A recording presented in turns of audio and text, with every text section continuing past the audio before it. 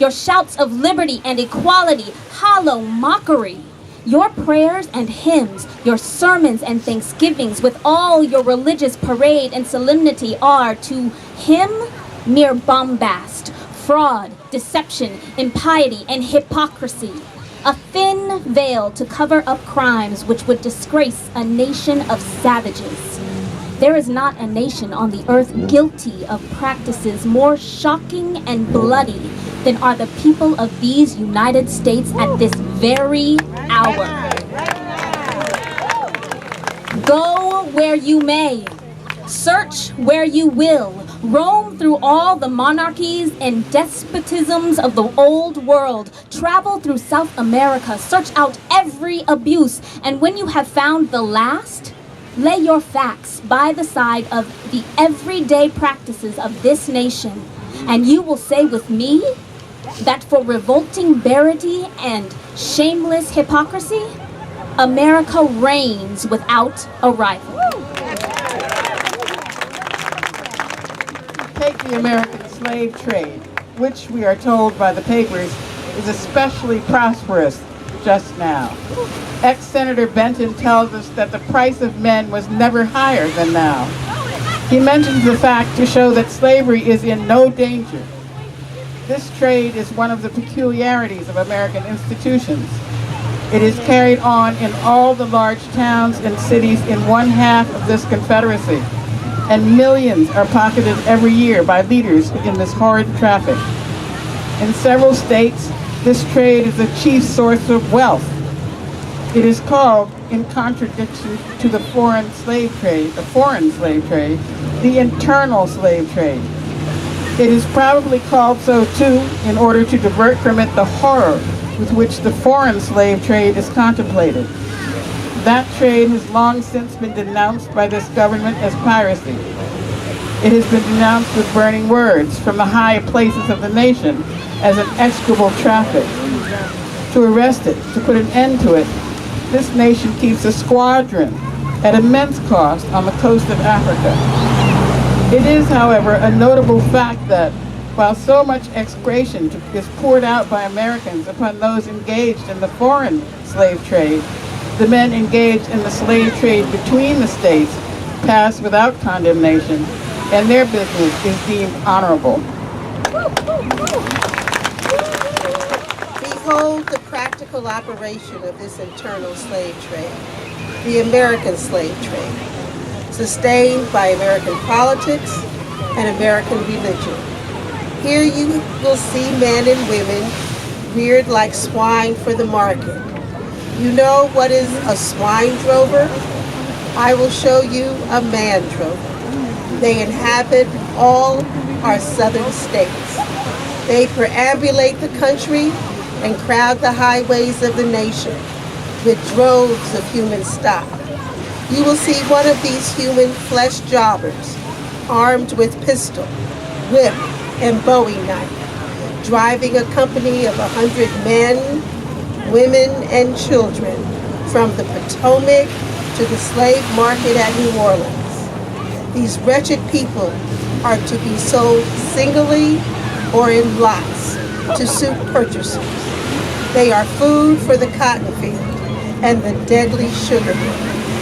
Mark the sad procession as it moves wearily along, and the inhuman wretch who drives them. Hear his savage yells and his blood-chilling oaths as he hurries on his affrighted captives.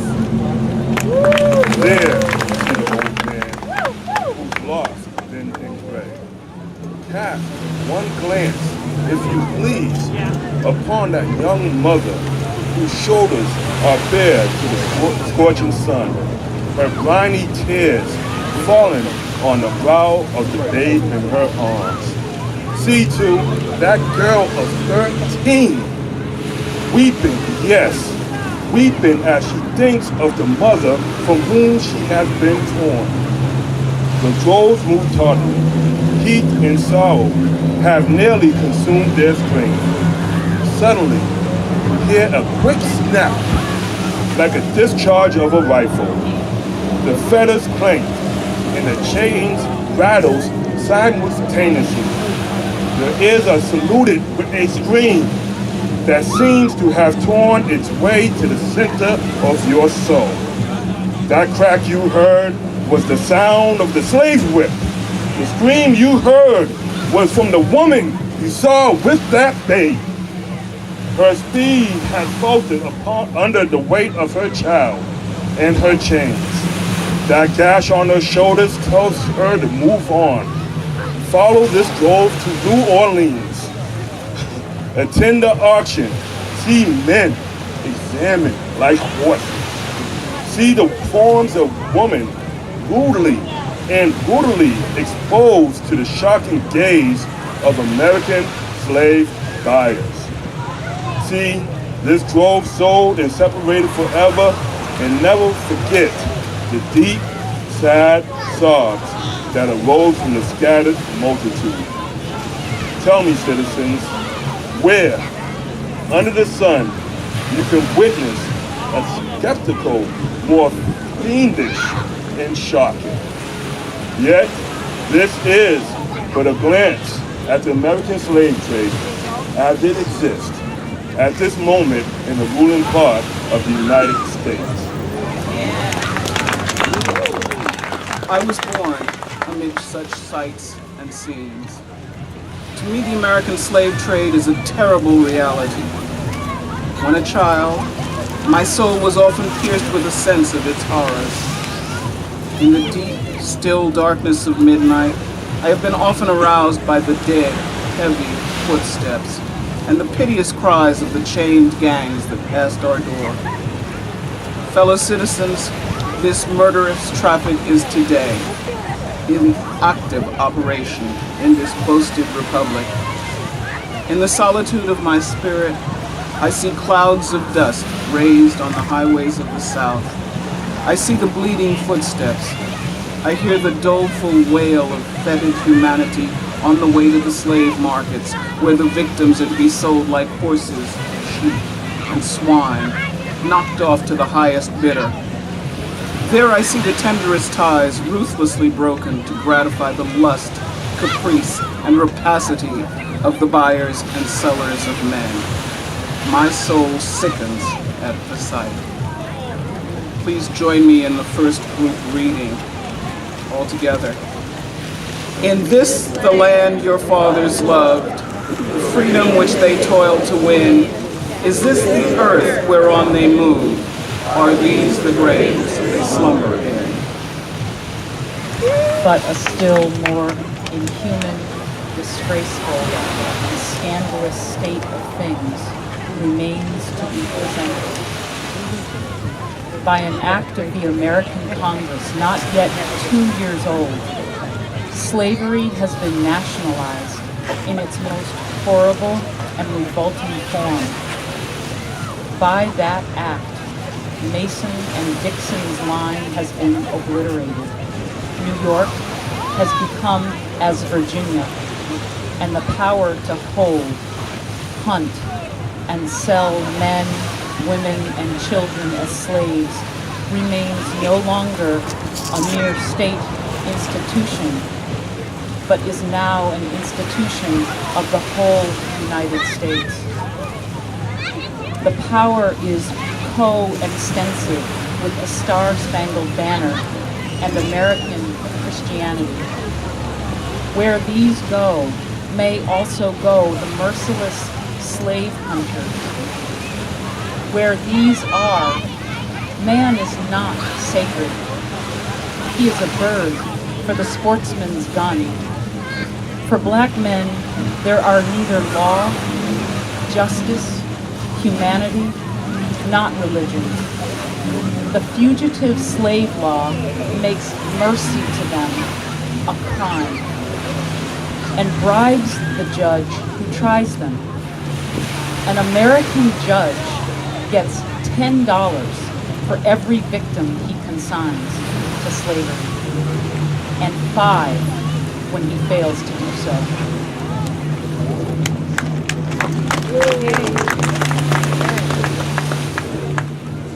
I take this law to be one of the grossest infringements of Christian liberty. And if the churches and ministers of our country were not stupidly blind, or most wickedly indifferent, they too so regarded. At the very moment that they are thanking God for their enjoyment of civil and religious liberty, and for the right to worship God according to the dictates of their own conscience, they are utterly silent in respect to a law which robs religion of its chief significance and makes it utterly worthless to a world blind in their wickedness. If this law concerns the men, and beasts, and crewmen, abridge the right to sing songs, to partake of the sacrament, or to engage in any of the ceremonies of religion, it would be submitted by the thunder of 1,000 pulpits, and general shout would go up from the church, demanding, repeal, repeal, instant repeal. But the church of this country is not only indifferent to the wrongs of the slave, it actually takes sides with the oppressors. It has made itself the bulwark of American slavery and the shield of American slave hunters. For my part, I would say, welcome infidelity, welcome atheism, welcome anything in preference to the gospel as preached as by those divines. They convert the very name of religion into an engine of tyranny. These ministers make religion a cold and flinty-hearted thing, having neither principles of right action nor bowels of compassion. They strip the love of God of its beauty, and they leave the throne of religion a huge, horrible, repulsive form. It is religion for oppressors, tyrants, man-stealers, and thugs. In speaking of the American church, however, let it be distinctly understood that I mean the great mass of religion organizations of our land. There are exceptions, and I thank God that there are. Americans, your Republican politics, not less than your Republican religion, are flagrantly inconsistent. You boast of your love of liberty, your superior civilization, and your pure Christianity, while the whole political power of the nation, as embodied in the two great political parties, is solemnly pledged to support and perpetuate the enslavement of 3 million of your countrymen. You hurl your anathemas at the crown-headed tyrants of Russia and Austria, and you pride yourselves on your democratic institutions, while you yourselves consent to be the mere tools and bodyguards of the tyrants of Virginia and Carolina. You glory in your refinement and your universal education, yet you maintain a system as barbarous and dreadful as ever stained in the character of a nation. A system begun in avarice, supported in pride, and perpetuated in cruelty. You are all on fire at the mention of liberty for France or for Ireland, but are as cold as an iceberg at the thought of liberty for the enslaved of America. You discourse eloquently on the dignity of labor, yet you sustain a system which, in its very essence, casts stigma upon labor. You can bare your bosom to the storm of British artillery to throw off a 3-penny tax on tea, and yet wring the last hard-earned farthing from the grasp of the black laborers of your country. You profess to believe that of one blood God made all nations of men to dwell on the face of all earth, and hath commanded all men everywhere to love one another. Yet you notoriously hate and glory in your hatred all men whose skin are not colored like your own. You declare before the world, and are understood by the world to declare, that you hold these truths to be self-evident, that all men are created equal and are endowed by their Creator with certain inalienable rights, and that among these are life, liberty, and the pursuit of happiness. And yet, you hold securely in a bondage which, according to your own Thomas Jefferson, is worse than ages of that which your fathers rose in rebellion to oppose, a 7th part of the inhabitants of your country. Amen. Yes. Superman, huh?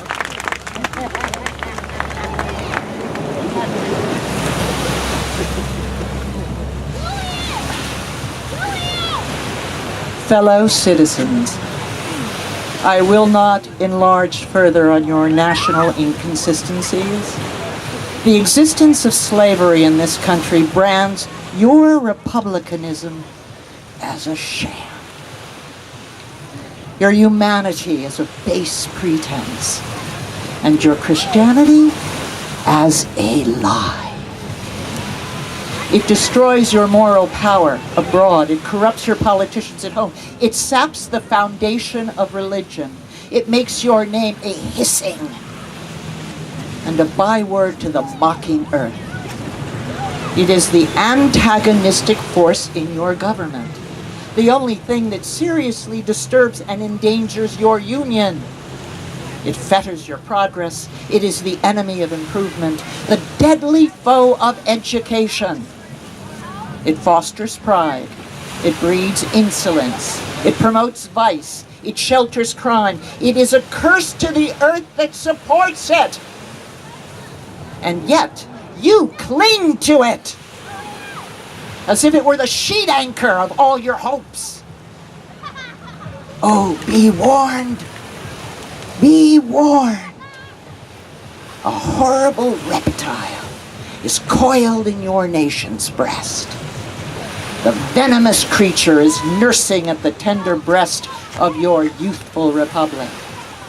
For the love of God, tear it away. Fling from you this hideous monster, and let the weight of 20 millions of you crush and destroy it forever. Yes.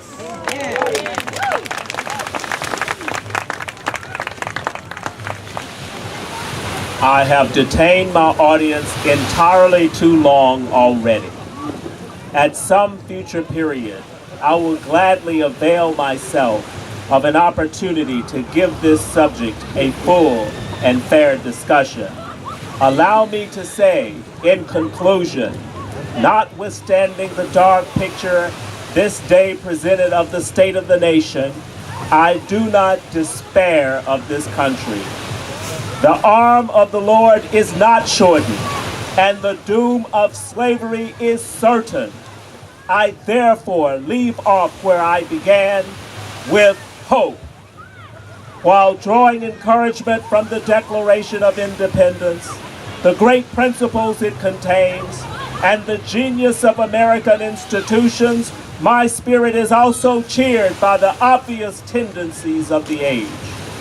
Nations do not now stand in the same relation to each other that they did ages ago. No nation can now shut itself up from the surrounding world and trout around in the same old path of its fathers without interference. Intelligence is penetrating the darkest corners of the globe. It makes its pathway over and under the sea, as well as on the earth. Wind, steam, and lightning are its chartered agents.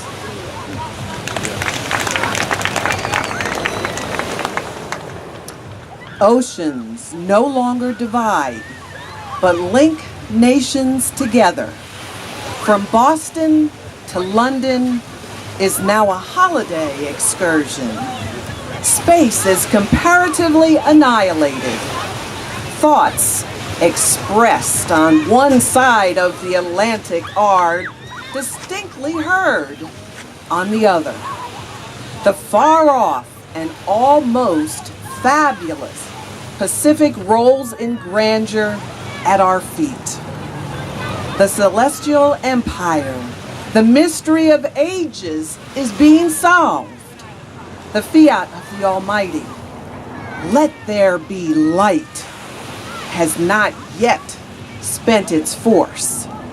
No abuse, no outrage, whether in taste, sport, or avarice, can now hide itself from all the pervading light. The iron shoe and crippled foot of China must be seen in contrast with nature. Africa must rise and put her yet unwoven garment.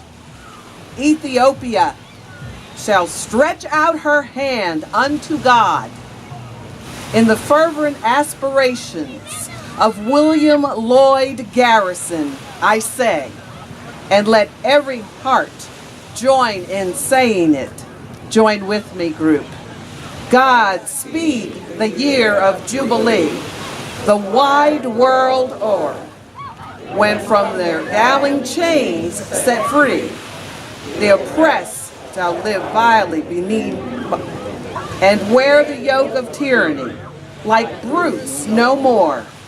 That year will come, and freedom's reign to man his plundered rights again restore.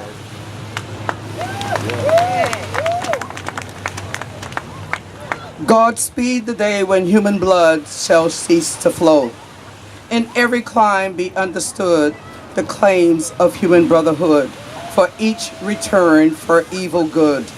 Not blow for blow, that day will come, all feuds to end, and change into a faithful friend each foe.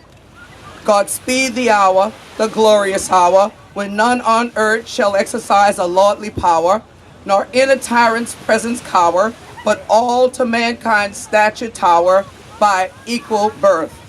Group, please join me in the reading. That hour will come, to each to all. From his prison house the thrall go forth. Until that day, hour arrive, with head and heart and hand I'll strive to break the ride and rend the grive, the spoiler of his prey deprived. So witness heaven, and never from my chosen post, where the peril or cost be driven.